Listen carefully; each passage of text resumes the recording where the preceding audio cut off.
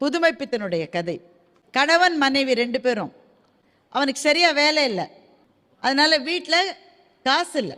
எவ்வளோ காசு இல்லைன்னா ஒரு ஸ்டேஜில் சமையலே செய்ய முடியல. வீட்டில் 2 பேருக்கும் பசி. என்ன செய்வது? ஆனால் வறுமை இருக்கிற குடும்பங்களை நீங்கள் பார்த்துருக்கீங்களா? அந்த வறுமை வெளியில் தெரியாதபடியே பெருமைக்கு எருமை மேய்ச்சிக்கிட்டே இருப்பாங்க.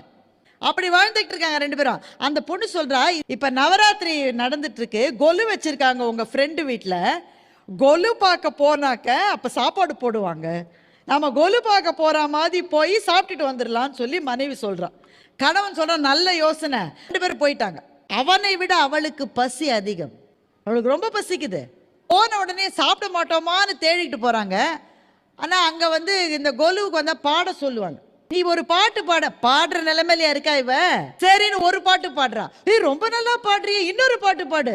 இவ பசியில செத்துட்டு இருக்கா இவ. இன்னொரு பாட்டையும் பாடுறா. சரி சாப்பிட போலான்னு அந்த வீட்டம்மா சொல்லுது. அப்பா கூப்பிட்டாங்கடா சாப்பிட. அவளுக்கு கையெல்லாம் நடுங்குது பசியில. சாப்பிடலான்னு போறா. அப்பா அந்த பொண்ணு சொல்றா, ஆண்கள் எல்லாம் முதல்ல சாப்பிட்டோம், நானும் நீயும் பரிமாறிட்டு பிறகு சாப்பிடலான்னு சொல்றான். இந்த வழக்கம் எங்கிருந்து வந்ததுன்னு எனக்கு தெரியல.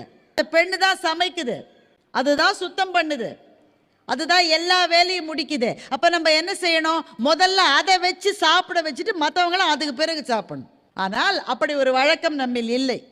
இவ்வளவு வேலையும் செஞ்சுட்டு அவ எல்லாருக்கும் பரிமாறிட்டு அந்த இடத்த சுத்தப்படுத்திட்டு அதுக்கு பிறகுதான் அவ சாப்பிடணும். இந்த பெண்ணு வேற வழி இல்லை, சரிங்க பரிமாறிட்டு அப்புறம் சாப்பிட்றேன். அந்த வீட்டுக்காரம்மா முதல்ல எல்லார் இலையிலையும் பாயசத்தை வச்சுது. இவ கணவனு சாப்பிட உட்காந்துருக்கேன். இவ கணவனுக்கு சாப்பிட மனசு இல்லை. அவனுக்கு தெரியும் அவன் மனைவிக்கு எவ்வளோ பசி இருக்குன்னு தெரியும். அவளை விட்டு சாப்பிட அவனுக்கு மனசு இல்லை. ஆனால் வேற வழி இல்லை. இந்த எல்லாருக்கும் பாயசத்தை வைக்குது, சோத்தப்போ வைக்குது, நெய் ஒரு கப்பில் வச்சு இந்த பெண்ணிட்ட கொடுத்து நீ எல்லாருக்கும் நெய் போடுமான்னு சொல்லுது. இவன் ஒவ்வொரு இலைக்குமா ஒரு ஸ்பூன் நெய் போட்டுக்கிட்டே வர. அவள் வீட்டுக்காரனுடைய இலையில நெய்யை எடுக்க போகும்போது பக்கத்தில் இருக்கிற ஒரு ஆள் சிரிச்சுக்கிட்டே சொல்கிறான், இதுக்கு தான் ஏன் தமிழ்நாட்டில் ஒரு பழமொழி இருக்குன்னா, ஊரா வீட்டு நெய்யே என் பொண்டாட்டியோட கையே. அதாவது அந்த பழமொழி என்னன்னா, மற்றவங்க வீட்டு நெய் இந்த அம்மா எடுத்து தாராளமாக கணவனுக்கு போட போகிற போது அந்த பழமொழியை சொல்லலாமா? சில பேருக்கு எந்த நேரத்தில் எதை சொல்றதுன்னு தெரியாது. அதை எடுத்து போட அப்படியே நிறுத்திக்கிட்டான்.